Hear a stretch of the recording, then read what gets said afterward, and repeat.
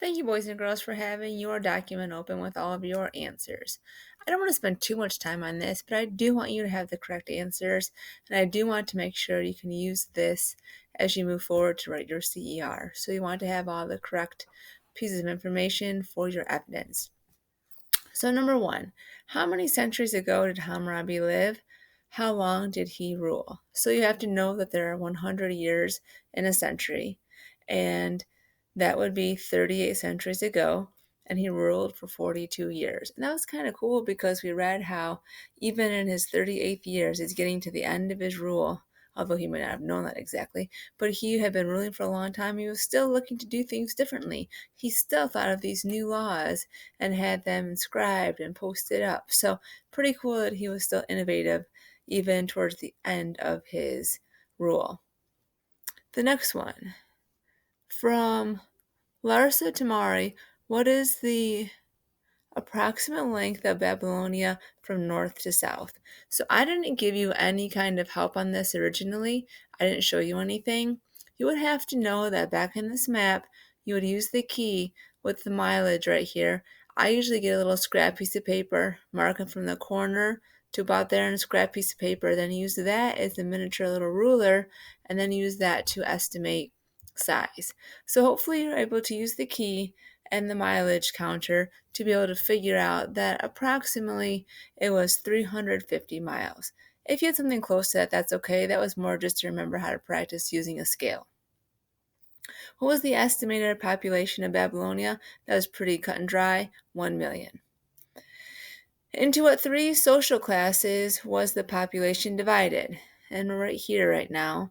So if you didn't have this, make sure you add this. This might be something that you want to be able to add on or use in your CER perhaps. Land-owning freemen, non-land-owning free people, and slaves. That was in the second column, I believe, of the essay. In general terms, number 5. What is Hammurabi's code? This is a very basic one-sentence answer. You might have put more detail down. I kind of hope you did. This is just a little way of summarizing what Hammurabi's code is.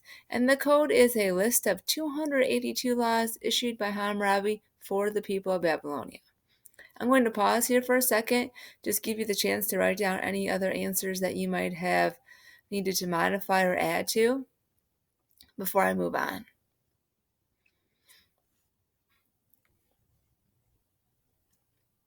Okay, you can always go back to this video if you need more information or more time. Okay, these are the terms. And the terms are important because as we move through the next few documents, you'll have to know these terms as you're reading through these documents. So a city-state is simply an independent city, sometimes walled and often including the territory around it. So we know that the farming area would be outside of the city. You guys did a drawing last week of what a Mesopotamia city might look like, and so this is a simple definition of that. An independent city, sometimes walled and often including the territory around it. Babylonia was the kingdom ruled by Hammurabi. It included a number of city-states and was located in Mesopotamia along the Tigris and Euphrates rivers. So remember, Hammurabi united other city-states to be able to make one large empire. Okay, Mesopotamia